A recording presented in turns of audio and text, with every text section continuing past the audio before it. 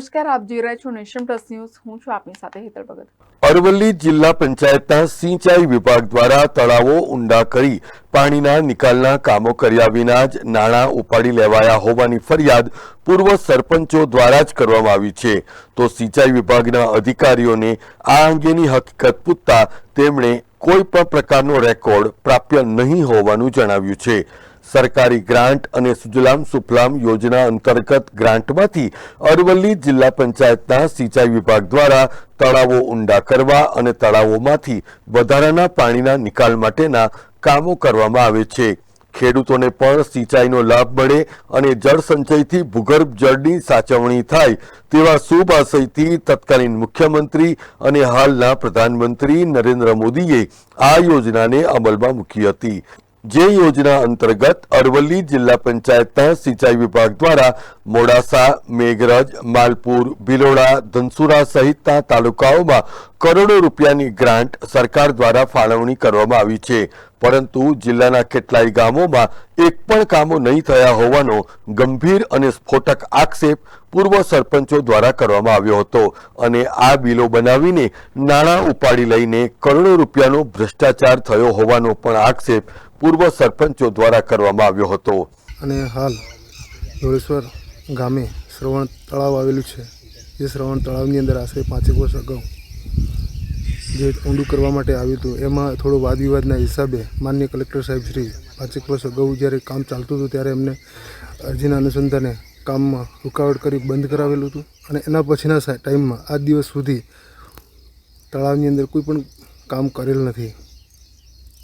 વેસ્ટવેર ક્યારે બનાવાય? વેસ્ટવેર તો આશરે લગભગ 20-25 વર્ષ અગાઉ થયેલું છે. અત્યારે હાલ કોઈ જ કામ થયેલ નથી. જે કંઈ સદર નાણાં જે કંઈ અમારા તળાવના નામે જે કંઈ સદર ઉપડી ગયેલા છે એ ખરેખર ખોટી રીતે ગેરરીતિ અપનાવી છે, ભ્રષ્ટાચાર કર્યો છે. અને જો અમને એવું થતું કે 100% જો આ કામ કર્યું હોત ને સ્થળ પર જો કામ કરેલું દેખાતું હોત તો અમે વિરોધ ના કરતા. પણ જે ખરેખર અહીંયા ખોટું કરેલું છે, જે અમારા સરકારશ્રીને એક જ માંગણી છે કે આ જે કંઈ ભૂમાફિયા છે, જે છુપા રુસ્તમ જેને કહેવાય, એ જે કંઈ તંત્ર દ્વારા સચોટ માહિતી લઈ અને તટસ્થ ન્યાય અપાવે એ અમારી માગણી છે. કારણ કે અમારા પૈસા અમારા ગામના પૈસા અમારા ગામમાં ના વપરાય અને કોકના ગજવા ભરાઈ જાય એ અમને વ્યાજબી નથી. અને ચોક્કસ તંત્ર દ્વારા અમારી એક જ માગણી છે કે સચોટ અને તપાસ થાય અને અમને ચોક્કસ અમને ન્યાય મળે એવી આશા રાખીએ છીએ. આ અંગે તમે કોઈ રજૂઆત કરીશ કોઈને? હાજી, કોને કરી? કલેક્ટર સાહેબને અમારા લેટર પેડથી અમે રજૂઆત પણ કરી છે. આશરે અમને 10-15 દિવસ થઈ ગયા છે અમે જાણ કરે અને ફરિયાદ પણ આપી છે.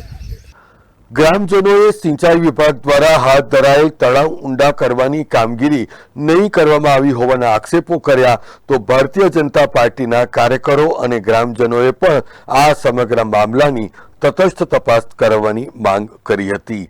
રામપુર વેણિયાનું એક જ તળાવ છે. અહીંયા 30 વર્ષ પહેલાં આ વગન થયું, એના પછી કોઈ નવું કામ થયું નથી. એમાં 2 જગ્યા કામ કરી લેવા પૈસા ઉપડેલ છે એવું છે. કયા બે જગ્યાના બતાવ્યા? રામપુર વેણિયાના અલગ તળાવ એક જ. હા, હું રમણભાઈ બાબાભાઈ વણઝારા. અહીંયા કામ 30 વર્ષ પહેલાં થયેલું વગનનું. અહીંયાથી કોઈ નવો ખર્ચો કામ પડ્યું નથી. કયું તળાવ કહેવાય છે? આ રામપુર વેણિયાનું એક જ તળાવ? એક જ. નાથાવાસનો રહેવાસી અને સામાન્ય કાર્યકર, ભાજપના કાર્યકર તરીકે હું કામ કરી રહેલો છું. અને હાલ ઘડી 153 વાળું મારું જૂનું તળાવ નાથાવાસ વર્ષો 25 વર્ષ પહેલાંના કોઈ પણ ઓગણનું કોઈ પણ કાર્ય કે કોઈ પણ કામગીરી થયેલ નથી. અને હાલ ઝાડવા, બાવળિયા, જોટવા ઊંઘી ગયેલા છે પણ કોઈ પણ કામગીરી થયેલ નથી. અને હાલ ઘડી નકલી ઓફિસ જે અરવલ્લી સ્થાનિક જે પકડાઈ એ હાલ ઘડી એના કાગળો પર પણ હાલ એ તળાવની ગ્રાન્ટ ઉપડી ગયેલી છે. અને હાલ ઘડી કોઈ પણ કામગીરી થયેલી નથી. એની તટસ્થ તપાસ થવી જોઈએ એ મારી માગણી છે. કેટલા વર્ષ પહેલાં આ વેસ્ટવેર બનેલો હતો? આ લગભગ 25 વર્ષ પહેલાં. ત્યાર પછી કોઈ કામ થયું? ત્યાર પછી કોઈ પણ કામગીરી થયેલી નહીં સાહેબ.